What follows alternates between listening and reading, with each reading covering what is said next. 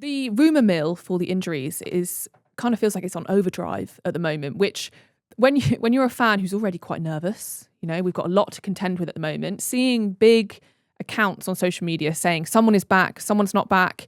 A week ago, we had a large broadcaster share an old training picture of Arsenal and say, look at these players back from injury after they pulled out of England, which turned out to be a training image from months ago. So it's very difficult at the moment, I think, to work out. I'm just laughing because I know what you tweeted after that, which was like Mustafi was playing stuff like that or something. Yeah, it was petty, but I had to do it. Yeah. So funny. Jim, how do we deal with this as fans? It's really, really frustrating. It spins my head out completely because on top of that, Mikel Arteta lies.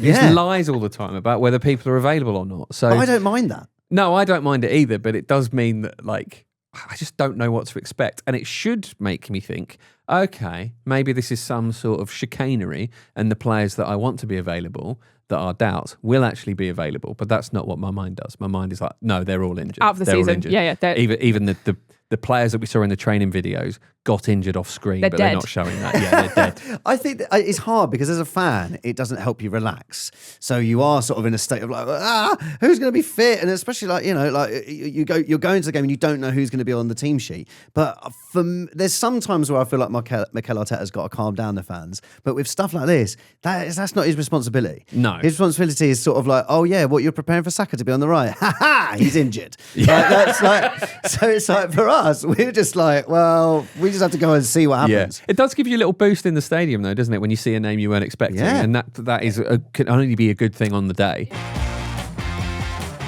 12:30 kickoff for me is always high risk, high return. Yep. It's a lot of time to sulk, but it's a lot of time to gloat. It also, I think, has an effect on the atmosphere, generally speaking, doesn't it? I feel like we need a big push from the stadium, and I'm sure Mikel Arteta will mention that in his press conference. But it's always harder, isn't it? And I think it's a universal thing that earlier on in the day, people just don't bring the noise as much. So hopefully that'll be a little bit different this time around because we've not played at home in ages. It's Leverkusen. Leverkusen at home last month was the last time we played at home, which was a long time ago. Haven't played, period, for about 3 weeks. Mm-hmm. So they haven't played since their 2-2 draw with Man United on March the 20th, which feels like forever ago. We obviously beat them not that long ago. Luke, how are we feeling ahead of this one? Because as every game that comes up now, all games are important, but the little gap that we've had, and as Jim said, going in at 12:30 does feel like a potential banana skin, but also could be just a fantastic way to go 12 points ahead. I think we're going to go 12 points ahead. I think it's a really, really exciting weekend. I think a lot of stuff we're forgetting about is the last time we had a Premier League game, we beat Everton and Max Dowman was our hero, and then we saw Man City drop points. That's the last time there was a Premier League round of fixtures. And it feels like Man City have closed the gap by 12 points the way everyone, and including ourselves, are talking. Like the last time, we extended the lead. Yeah. This is really exciting. We're playing Bournemouth, who just constantly draw games. They haven't won a game since they beat us 3-2. That Man United game, they were probably a little bit unlucky in that game, but then they also, they got a little bit lucky because Man United probably should have had another penalty. I'm excited for this.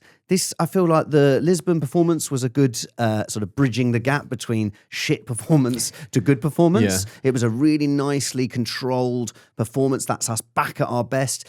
Bournemouth are a really high pressing side, but we won't have Kepa in goal, so I'm more excited about that. I'm feeling really positive. And I think all of us as fans, this would be my rallying cry. My rallying cry to the Arsenal fans is calm down. Like, this is cool, man. We're going for the 2 trophies we really want to win, and we're in great positions for them both. I think we should just end it there. Let's go. Thanks for listening, everyone. Jim, do you share the same optimism? Because Bournemouth, as a side, did the double over us last season. Yeah. Can't forget that. They are very direct in how they play. So statistically, the most direct side in the league with 65 direct attacks, according to ESPN. We don't have Kepa.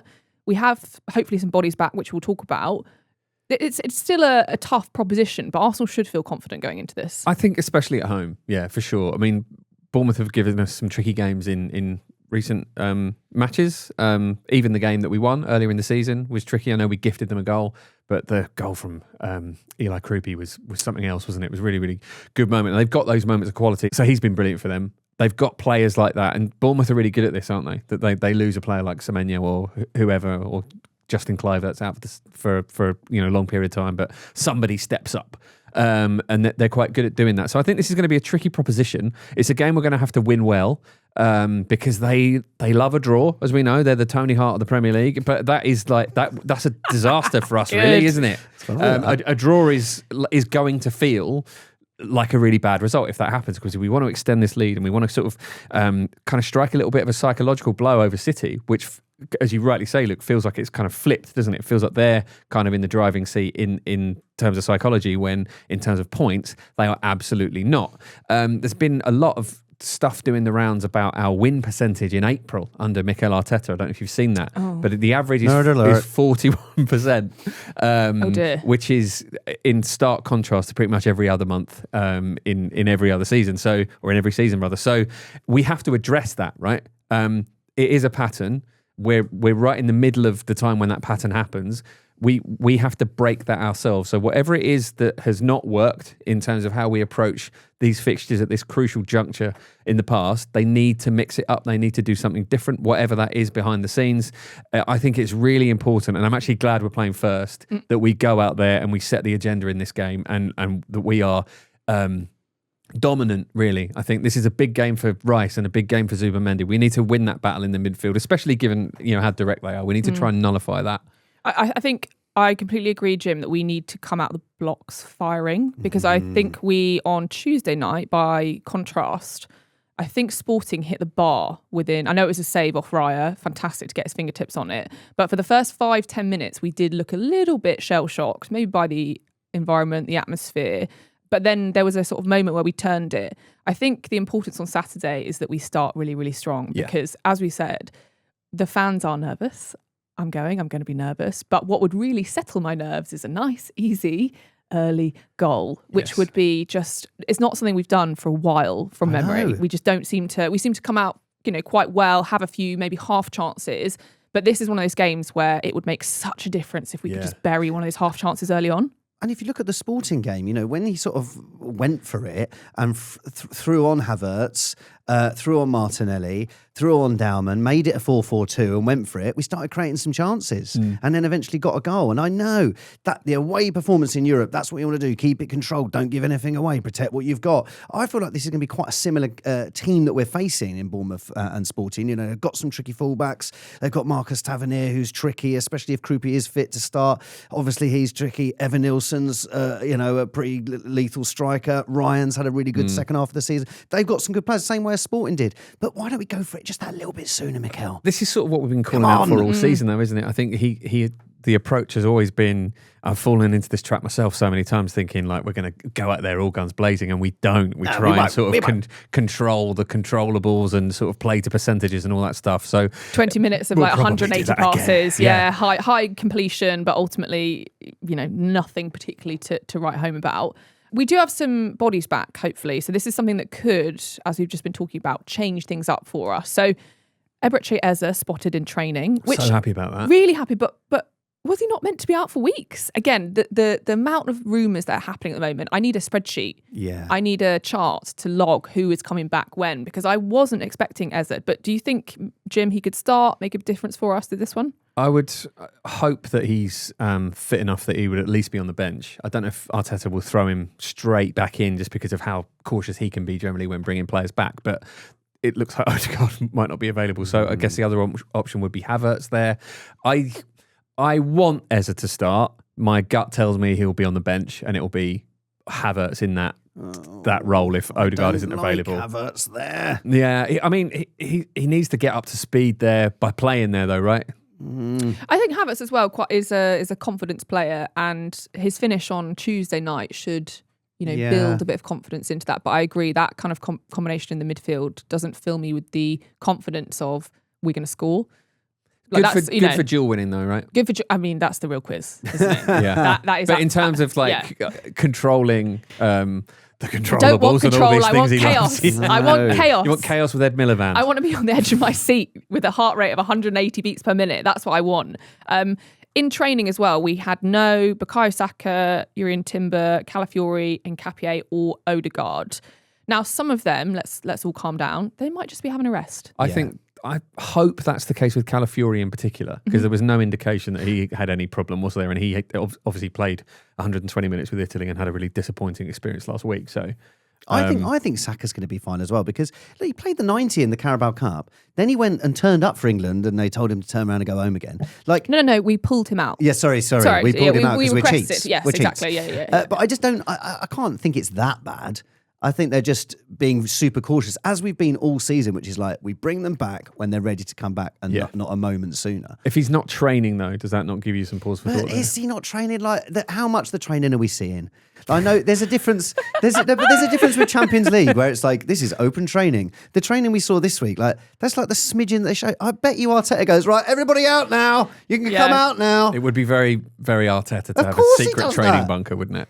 I don't think it's even secret. I think they're just like, cameras off, out you come. Yeah, out you come. Stop playing with wind now. Come on. It's time to practice corners. Yeah, so the sort of injury rumour mill is kind of feels like it's on overdrive at the moment, which when you're a fan who's already quite nervous, we've got a lot to contend with at the moment, seeing big accounts on social media saying someone is back, someone's not back. A week ago, we had a large broadcaster share an old training picture of Arsenal and say, look at these players back from injury after they pulled out of England, which turned out to be a training image from months ago. So it's very difficult at the moment, I think, to work out. I'm just laughing because I know what you tweeted after that, which was like Mustafi was playing stuff like that. Or something. It was petty, but I had to do it. Yeah. So funny. Jim, how do we deal with this as fans? It's really, really frustrating. It spins my head out completely, because on top of that, Mikel Arteta lies. He Yeah. just lies all the time about whether people are available or not. So But I don't mind that. No, I don't mind it either, but it does mean that, I just don't know what to expect. And it should make me think, okay, maybe this is some sort of chicanery, and the players that I want to be available, that are doubts, will actually be available. But that's not what my mind does. My mind is like, no, they're all injured. Out of the they're season. All injured. Yeah. Even the players that we saw in the training videos got injured off screen, They're but dead. they're not showing that. Yeah, they're dead. I think that it's hard because as a fan, it doesn't help you relax. So you are sort of in a state of who's going to be fit? And especially you're going to the game and you don't know who's going to be on the team sheet. But there's some times where I feel like Mikel Arteta's got to calm down the fans. But with stuff like this, that's not his responsibility. No. His responsibility is sort of like, oh yeah, what, you're preparing for Saka to be on the right? Ha ha, he's injured. So it's like for us, we're just like, well, we just have to go and see what happens. Yeah. It does give you a little boost in the stadium, though, doesn't it? When you see a name you weren't expecting, and that is can only be a good thing on the day. It does, but I feel slightly scarred by the number of times where there's been a few games where you look at the team sheet and you go, wait, where's Saliba? And it's like, he's ill. Yes. Right, what's that? What's that about? Has he got a sore throat? Yeah, and Gabriel's suddenly not there because he's ill or something, just out of nowhere. Are you anti-ill? Just pull your socks up, man. Have some cowpole, get on with it. Cowpole. Come on. What do you mean ill? Like, how ill? Like Eze, for example, I think for the Carabao Cup final, he was in all the press, and then he wasn't on the pitch. Yeah. And I felt quite hoodwinked by So did I. that one. That was a weird one. That was a real kind of whiplash. Because he said he was fine after goes. I'm fine. Oh, You fine. said you were fine. I know. You lied but to me. then you told me he got a knock in training. Well, no, it was when he came off in a game, wasn't it? Yeah, but then he said he It's was a fine. Leverkusen game, yeah. So Yeah. he came off with what looked like an ankle injury, I think. Yeah. And then, when the players come off, I'm above the tunnel. So I'm always looking to see whether they've gone straight down the tunnel, we which is always do bad. that. Yeah, that's bad. That's bad. But if they sit there with ice on their knee, that's fine. Is it? No. Don't know. We have no Who idea. knows? Is that even ice? We're trying to just grasp a little bit of control over the situation, whereas actually the only way that we can cope with this is just look at the team sheet an hour and a half before and go, great.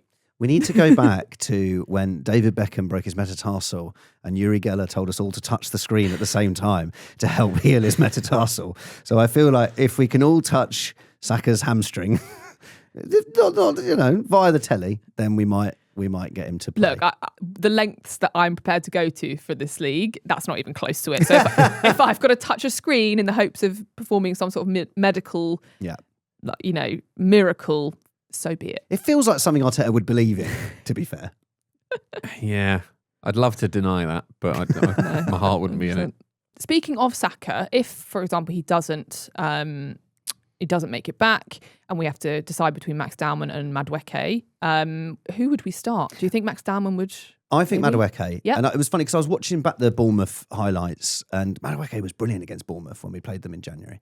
Obviously, we know Madueke, it can go wrong. But what we like about him is that he tries the things. Yeah. And I want to see him trying the things. And Max Dowman's great for that last 20 minutes when it's 0-0 and we're all falling asleep. Then we can bring Max on. But I would start Madueke. I agree. Yeah, I think he is very direct, isn't he? And we've seen him have some really, really good performances from the right. I think he's so much better from the right than the left, as we've seen many times this season.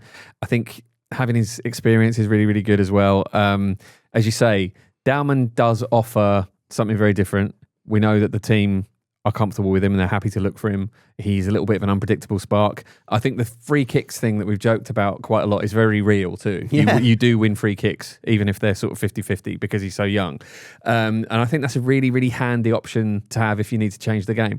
I just think Madueke's corner deliveries are getting better and better as well, which is a massive, massive thing. And, if you don't have Saka there to put those in, it gets forgotten, doesn't it, that because we score so many from set pieces, that a really essential part of that is the people taking the corners, right? And I think Madueke's been better at that. Even if he's shooting every time, he's not far off it, is he? But just on that, I think especially in the Southampton game where we didn't have Rice or Saka, like we felt like we really saw a difference in the set piece delivery. Yeah. I know we had Madueke. I mean, Madueke's corners are slightly different. He just shoots. Kind of, yeah. I mean, he's trying They're a bit more pace on them. Yeah. Yeah. But he's sort of like trying to put it right on the goalkeeper, so you have the option of people kind of coming in to try and challenge that as well. Yeah. It's unorthodox, but I like it. It also, our set pieces have dried up a little bit. And I think that's worth considering who can ultimately deliver the right ball, as we've just said, because it feels like it's been a while since we scored a set piece. Another player who I think has really divided opinion over the past couple of days based on their performance on Tuesday night is Martin Odegaard. Yeah. I have never seen anything like it on social media in terms of people being so adamant that it was a poor performance and some people going, no, that was a good performance. He was controlling the game. Jim, where do you sit on that? I thought you he must played well. decide. Yeah, I thought and it must be the most extreme. So I thought he played well in the context of what I expect from him these days, if that makes sense. I'm not really expecting him to score a goal or necessarily even make an assist, although he has got some assists this season. And you might think, well, he's meant to be the sort of creative fulcrum of your team, so obviously that's ridiculous. But I thought, a big part of his game that's really good is helping us kind of control things and make sure that the midfield is calm and steady and that you're always recycling the ball. And I thought he did a good job there, especially given the context that he's coming back from injury. You can't expect him to be in full flow at the moment. So I thought in terms of him kind of getting back on track and on course to be able to contribute well between now and the end of the season, I thought it was a good step in that process. I mean, it wasn't like a 9 out of 10 performance by any stretch of the imagination, but I don't think it was a bad performance either. I don't think you can really justify saying it was actively bad. Last season, he came back and played a bunch of games, but it never felt a bit sort of similar to Saka this season. It never felt like he was fully fit. So it's like if he'd have done that performance against Sporting last season, I'd be going, more of the same, Martin Odegaard not being particularly effective. But like now he's come back, I feel like we've really missed him and it's been really good to see him on the ball. The difference to Eze is quite big, I would say. And I'd be really gutted if he isn't fit to start at the week, in the weekend, because I think as much as Eze does offer a lot, I can't see that he's ready to start either. So then I start worrying if we are putting Havertz there. Then I start worrying we're going to start seeing the sort of Southampton performances, the Man City performances when we didn't have those two players in that position. So I really hope spiraling. You're spiraling a little I'm bit. not positive at all. I got it's over. Well, we may see Odegaard on the pitch at the weekend, but we may not. So our good old friend Ståle Stolbakken has obviously been chatting about Odegaard's fitness as usual. Arteta's there trying to do smoke and mirrors. This guy's just like, no, he's fine. But he did say a small setback. I think he'll be back on the pitch before long. Which suggests missing a game. Does doesn't it? suggest I wish he'd you're not going to play. I wish he'd shut up, Solbakken. It's like, do you know what it is like? It's like when I'm like I've been with my wife about 10 years, and it's like when people like say, "Oh, Alana like loves doing this thing," she loves it, or like like Alana's really good at this thing, and I'm like, yeah, I know. Like you don't need to. I live with her. I've known her for 15 years. Like it's just Solbakken. It's like it's none of you. If it was a game, if it was the day before a Norway game, fine. But it's not. So shut up and leave us alone and stay out of our business. Yeah, we need the club to administer a cease and desist. Yeah. I know that's censorship, but I've had enough. But it does suggest It's not your news to tell. Yeah, I think it's a very reasonable thing for us to do that. And if we tried it, the response would be equally measured and 100% proportionate. Absolutely. Now, this week, there's been some unusual training drills on display. So the Sky cameras, the press were watching one of Arsenal's open training sessions, and there was a group of players keeping the ball at their feet in a circle while also holding pens in their fingers. And then another one, there were players balancing a ball between their heads. Obviously, everyone's been completely normal about this and accepted that this is just a normal part of team building, and we've all moved on. Of course, we haven't. Arteta has said that a training session has to have different elements, and it has to be related to the messages we send and the compromises and commitments we've done between us. We're getting dangerously close to respecting the ball here, Arteta, I have to say. Jim, have you ever seen anything like this before? I haven't, but I've got to say, I actually really like this. Now, the theory behind it, whether this is actually correct and scientifically legitimate or not, is about getting players used to doing two things at once, apparently. So there is an actual point to it other than it being very sort of Men linked in classically and can't multitask that sort of as thing. well. Absolutely. So, yeah. So I also think it's quite a nice way to puncture some of the pressure that is on top of us at the moment. All of the narrative about Arsenal is the pressure on them. Are they going to fold under it?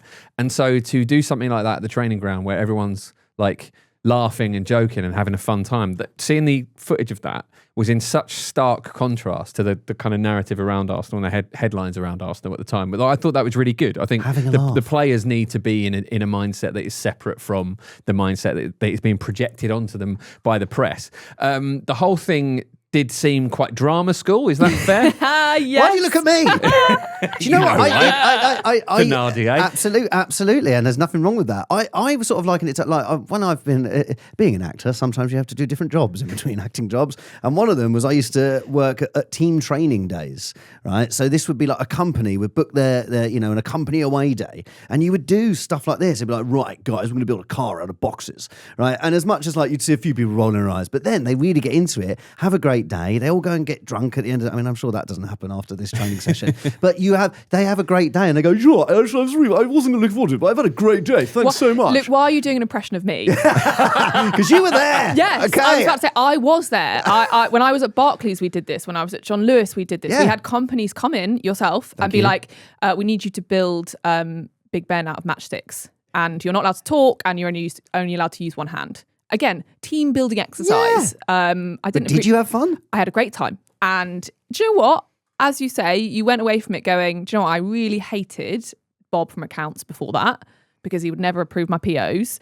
Now I feel a bit better. But yeah, it does feel a bit corporate team building, feels a bit Sylvia Young theatre school, feels a bit Lambda. But I agree, Jim, I think there needs to be a bit of levity in these situations. They've played 900 games this season. They've got imagine how many training sessions around that. Like, eventually rondos get boring. Yeah, exactly. I would also say I've done my FA level 1. I'm also a fitness instructor in my spare time.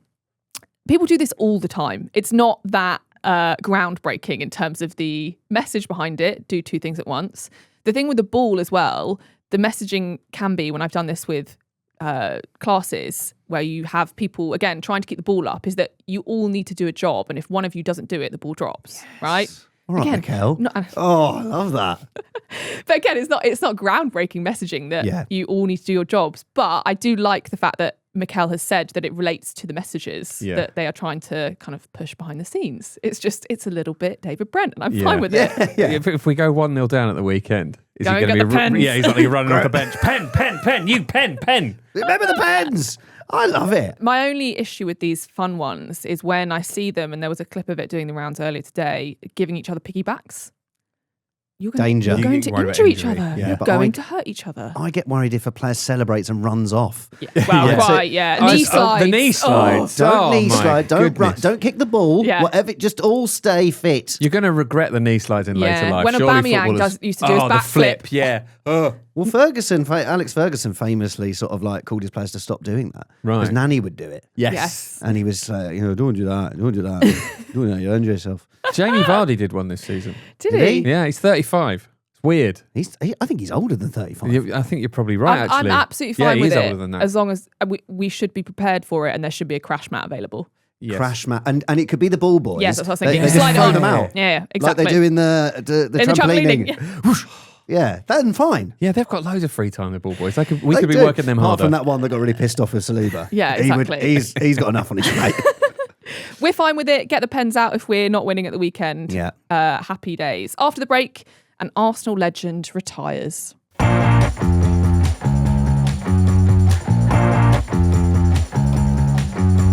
Welcome back to the thing about Arsenal. Let's have a little chat about selling some of our players and some of the rumours that have been doing the rounds for the summer. So the big headline is that the club is reportedly open to offers for our beloved Ethan Nwaneri and Myles Lewis-Skelly, and they'd be looking for a combined £100 million this summer. How does this get out now? Like, what timing is this? It's like we're the biggest run-in we've had for 22 years. And like, now's the time to leak the by the way, rumours. we're selling one of your most beloved Halo Yeah. Academy. My heart sank when I saw this, Yeah. with Nwaneri in particular. Now, I've been thinking for a while that Myles Lewis-Skelly, because they're both on long contracts, so who knows where this will go. Myles Lewis-Skelly would really benefit from a full season loan next season. Ethan Nwaneri, I think, is such a major talent based on not just what we saw from him last season, but even seeing him in pre-season this season, like live in the stadium.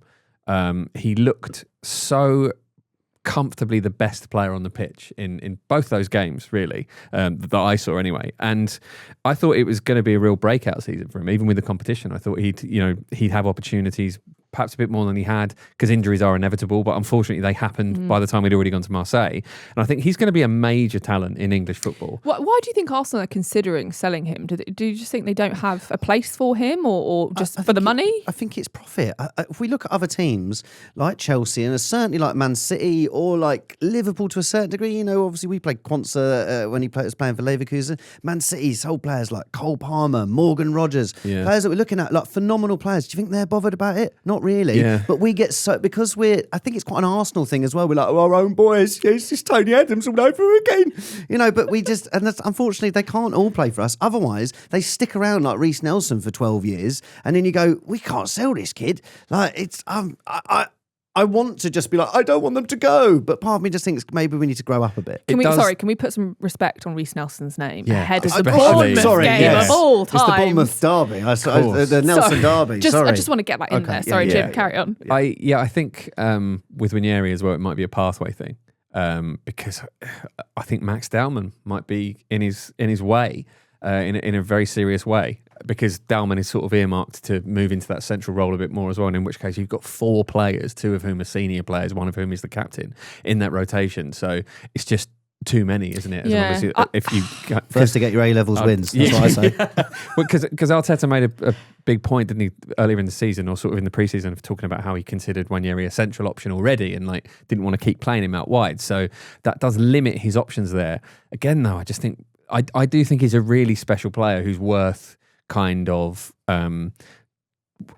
I think it's worth just not worrying about that too much with him, because, like I say, I think wherever he goes, he might end up being one of those players that comes back to haunt us. And I think you're right, Luke. At some point, you do have to make tough decisions, don't you? And you have to just sometimes hold your hands up and go, that just is how it goes sometimes. I wonder Get a if buyback there's, clause. and a sell-on clause as well, although that might be quite hard to negotiate depending on who you're selling them to. There's talk that Borussia Dortmund are interested, so maybe a loan there. He's on a long contract. It makes me wonder if we need to bring in some money based on what our transfer plans are in the summer. I'd be gutted for either of them to go. Again, I'm just going to be sentimental about it because both of them have provided some exceptional moments for us. And I think we do have this sentimentality about the fact that they have come through the academy and the difference that they've made. I think with Ethan Nwaneri as well, if I look at where I think we have struggled this season, we just don't have the type of attacking firepower that I think he brings. And you just think, surely you can't let that go somewhere else. That's what we need, is what we're missing. But I think that, as Jim said, it is that pathway thing. And Nwaneri went to Marseille when Marino was fit, when Odegaard was fit, when Eze was fit. And of course, that's the position we want to play him in. So I say to you, do you want to sell Odegaard in the summer? Maybe Marino as well. And then there's a chance he can get into that number. So you're not going to sell Eze after one season. So, we're not going to do that, are we? So I would love him to go and do a loan for a year. I really, really would. I don't want to see them sold. But that is what academies do. You make money, you make pure profit off these guys. And we have not been particularly good recently in recent years at making money out of players that we no longer have a use for. We've let them run down contracts, or they've gone somewhere at, how are other clubs getting 40, 50 million for these types of players? That's what we need to be good at. And also because that's when they've won a league. Liverpool won a league and suddenly Quanta's worth that money.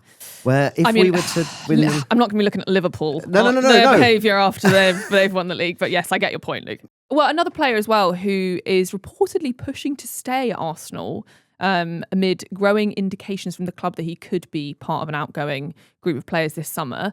Martinelli was absolutely crucial in the goal on Tuesday night.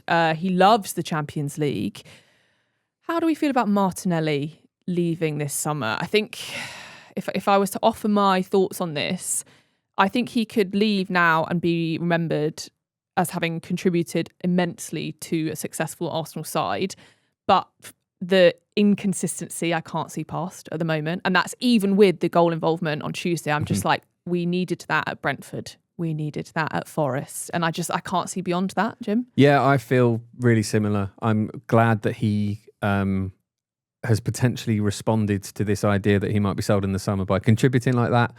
Maybe it's too easy to draw parallels there and that's just coincidence. But I just think he has really plateaued as a player, hasn't he? When he first broke through, he looks so exciting, and he's got a lot of exciting elements to his game when he's really on song and he's really on his day. But it is that lack of consistency. Like the Forest one haunts me as well. He has scored one Premier League goal this season, and yes, he's got 6 in Europe, and he's been really good there.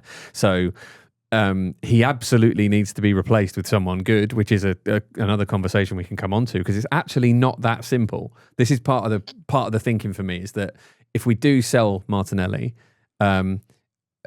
I don't know what would happen with Trossard, whether he'd stay on as the more senior kind of option. It's hard not to think of them as a pair. Yeah, isn't it? And maybe he'd expect limited minutes. But someone has to come in who is going to be like significantly better than him. Is it worth spending an absolute fortune on someone who's kind of similar, which is where we could end up? I think we're going to see a really interesting summer with the players that we love from the last 5 years.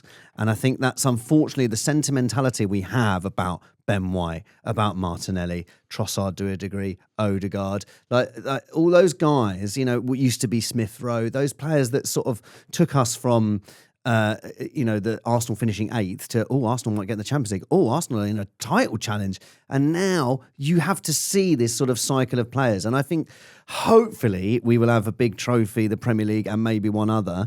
Then maybe it is the right time to sell 3, 4, 5 players and regenerate with Arteta, with a bit more money, and then we might see a bit more attacking football, because I just feel like a lot of those players, it's time to go. It's time to. So, Jim, to your point there about a slight upgrade, I think there's quite a few options where you could argue that they're better, but maybe not the kind of massive upgrade that we are sort of hoping for, like a superstar. So, Anthony Gordon being floated as one. Yeah.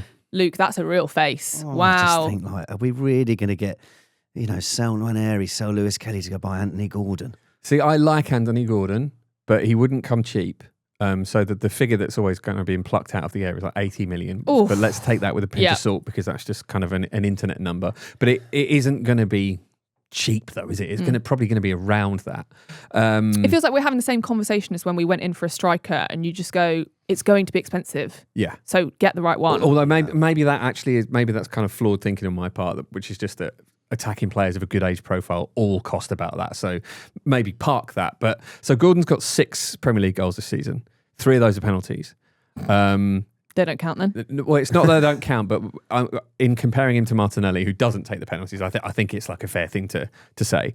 Also, Gordon's got 10 goals in the Champions League, which is great. 4 of those were against Karabag, still got to score them, etc., etc. Martinelli's also, they've having oddly similar seasons in that they've been really productive in the Champions League, not so much in the Premier League. But Gordon has played kind of just over twice the minutes of Martinelli, so I think that has to be factored in as well. Now, you might think that Gordon would do better in a team like Arsenal because we just have so much more of the ball. I like Gordon, but it's not like the real it's not a slam dunk. But I just don't know if those players are available now. People talk about Kuke Lempner. That is absolute dream stuff. Why not? But it's big. Let's dream. Come on, Jim. I'll learn how to say his name if we sign him. I'm not going to do it because what you've just said there is miles away. It reminds me of me reading Harry Potter the first time. Imagine it in the stadium. Kavicha! Kavicha! You get it quickly. It's Kavicha Kvaratskhelia. It's doable. I promise you. You weren't quite 100% on that. Oh, I've learned it. It took me a while, but I have learned how to say it. Another one would be Bradley Barker. People are talking about him as well because obviously those two players are in that same position at PSG, but again, that's going to be a lot of money, and they're happy to have lots of options there. Kenan Yildiz is another who I think would be an upgrade, but he just signed a new contract with Juventus. He's going to be incredibly expensive, probably not gettable in the first place. So Rafa Leao is another one. He has consistently scored goals for AC Milan. He's good age profile. He's very, very physical. He's someone where I might go, okay, if that goes to plan and he can adapt from Serie A to the Premier League, I look at him and think, yeah, he might be someone who's an upgrade. But it's quite tricky, isn't it? It's not easy to fit this profile. Have you heard of Kylian Mbappe? I have, yeah. Right, Madrid fans, they don't like him. They are fed up with him already, aren't they? Right, they're counting down the days to the end of his contract. What about Kylian Mbappe? I'll have to do a bit of digging on that because I'm not aware of this player. He's good, man. If you could send me a compilation, that'd be great. To be honest with you, Olivier Giroud still gets ahead of him in the France team, but he's a good player, man. We should look at him. Another one that we all seem to be obsessed with as well, this rumour mill will never die down, is Julian Alvarez, who scored a fantastic free kick on the anniversary of Declan Rice's free kicks as well. So, you know, heritage. Basically a come and get me plea, I would have said. What a tribute. What a tribute. Yeah. Wasn't quite as good as Declan Rice's one, I don't think. The Atletico Madrid president has said, I'll tell you in 3 words, Julian has a contract. I don't hear a no. Is that 4 words? Yeah, it is 4 words. In Spanish, I think it is. Fine, yeah. I hope it isn't lost in translation. No, it's 4 in Spanish. I feel like Andrea Berta might be able to get one over on this guy. Yeah. He can't count. No. Yeah, we're getting for a snip. Yeah. Would we? How much are you getting for? 75 million? Nope. Nope. Would we welcome Julian Alvarez? Oh well, yeah. I mean, you know, we would. Surely. I mean, that's the dream striker for me. That's the best available person on the market. But I suspect that it just might be so difficult to do because of the finances involved and him not having been there that long and apparently him wanting to go to Barcelona. I suppose this is a challenge for Berta, isn't it? It's to elbow your way into those conversations and be at that table and make Arsenal feel like an option there. In the Sami Mokbel article about Myles Lewis-Skelly and Ethan Nwaneri, and he's brilliant and very reliable, he suggested that if Alvarez were to come, it would mean one of Havertz or Gyökeres leaving, which feels very unlikely to me. And I'm a little bit concerned by that as well, because Gabriel Jesus will leave in the summer. Yeah. And then that's just two options, unless Marino counts, which obviously he does because he's a goal machine when you put him there. I think we could end up being left a bit light there. But that comes back to the conversation we were having about having to let go of some of our players that we hold dear to us, and I would include Havertz in that one, that I would be crushed. But again, you have to think about the profit and who we could bring in instead. So we look forward to having a mad summer of refreshing BBC Sport every single day.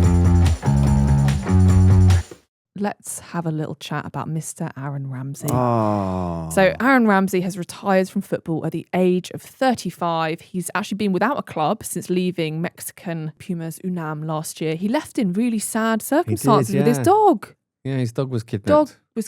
Was it? Yeah. So he's a big dog lover and his dog was kidnapped. Oh my God. I presume for ransom. I don't think it was found. And he has now retired from football. So maybe a sadder end than we would want for what was, and a person who I say is an Arsenal legend. Yeah, absolutely. Yeah.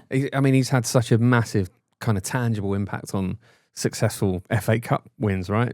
2 winners in finals. This is our pitch. Yeah. Oh, This is our pitch. 11 years at Arsenal from 2008 to 2019. I will always think very fondly of Aaron Ramsey. Definitely. I remember being at his last game against Brighton, and I was invited by the club, and it was in a nice box, and it was all very, very fancy day, and he was on the pitch with Mertesacker at the end because they were both leaving, and he was crying, and I was like welling up. I was like, man, Aaron Ramsey, he means a lot to me, Aaron Ramsey, and and the person the Arsenal person who was looking after me was like, do you really like him that much? And I was like, yeah. And I don't know if the club quite understood how much he sort of meant to us, because he was sort of coming in after Fabregas. So him and Wilshere were supposed to be, when we lost Fabregas, that hurt bad, right? Because he was the golden boy. And it was like, well, Ramsey and Wilshere are going to fill that gap.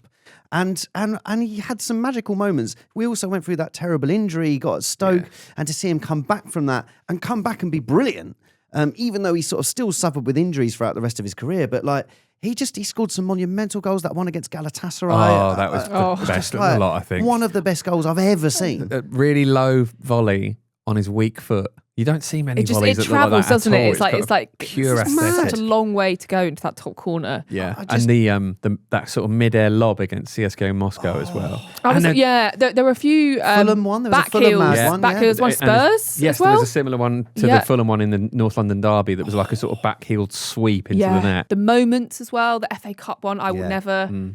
That brought me happiness. I think as well, because he had that horrible injury, and it took him. He had a couple of loan spells, didn't he, in trying to get back up to speed and stuff. And it looked like it was a real threat to his career at the top level.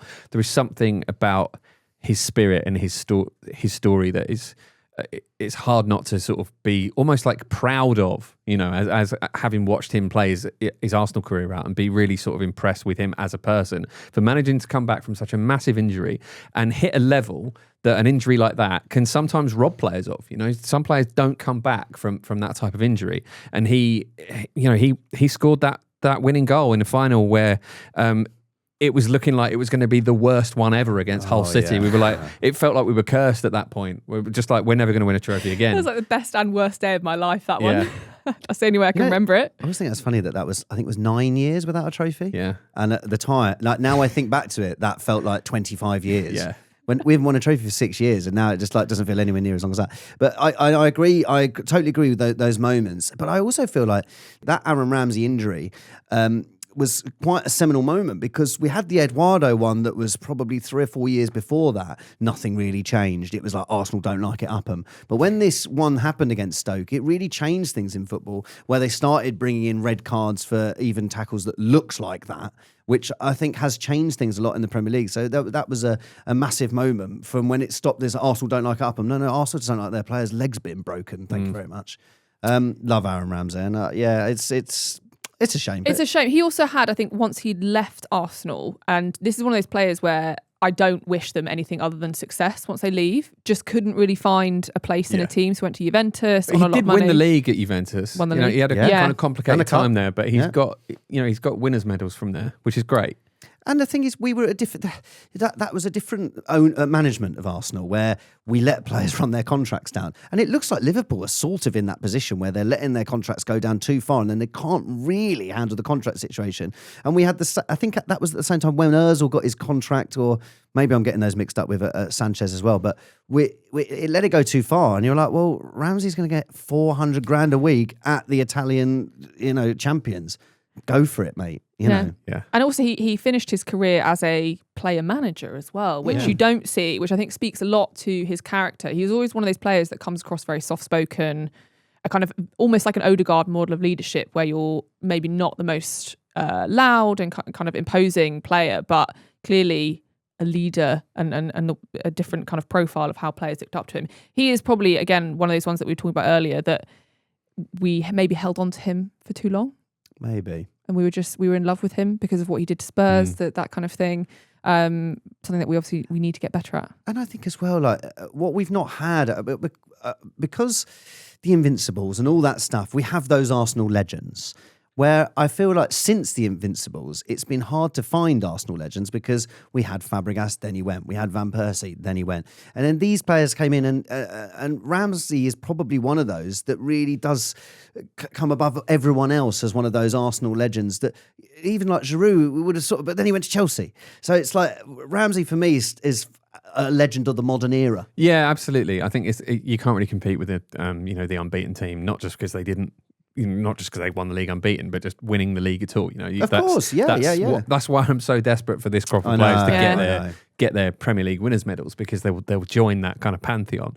I think in terms of going back to whether or not we held on to him for a bit too long, I think the financial reality of Arsenal is so different now from how it was at the time that we kind of didn't really have a choice almost, because we would have struggled to replace a player with that much experience, and like the purse strings were a lot tighter because of various things happening at boardroom level and all that stuff. So it is also a nice reminder that things are a little bit different now in that regard too. And as you said, Jim, we just hope in the same way that we are so enamoured with Ramsey, we will have the same kind of feeling with these players if they can get it across the line. Like, that's one thing my brother says to me all the time is, I want this for myself, but I also want it for the players because I love these players. I love how they have made me feel. Definitely. And that's such a powerful thing that, given these squads that we've gone through over the past 10 years, you didn't feel like that. I didn't feel like that towards Mustafi. No. And that's not just because they were underperforming. You didn't feel that kind of love. Whereas this group of players, I'm like, I just want this for you. It's really profound, isn't it? When you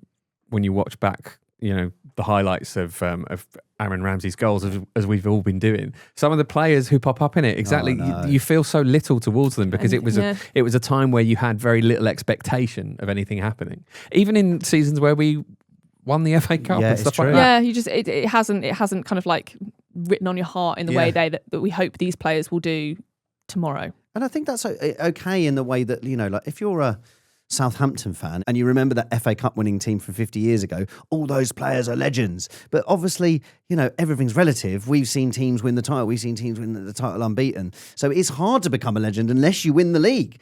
And I think it's going to happen this season. And what I would say is the same for the manager. Like to Mikel Arteta to come in where he did, and if and when we win the Premier League this season, like he's right up there then, and he's an absolute legend of the club for what he's done for us. Yeah, and I want that for him as well, because it doesn't happen by accident, does it? That feeling that was part of the kind of joy of the project at the beginning, wasn't it? That we bringing the club back, feel good hit of the summer for a bit, and reconnecting the fans and he deserves it. And the players, and obviously that has kind of slipped a little bit in recent years as the same pattern has happened over and over again.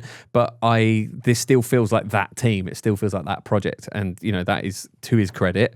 And obviously, like all of us, I hope we win the league, and hopefully that will be recognised if that happens.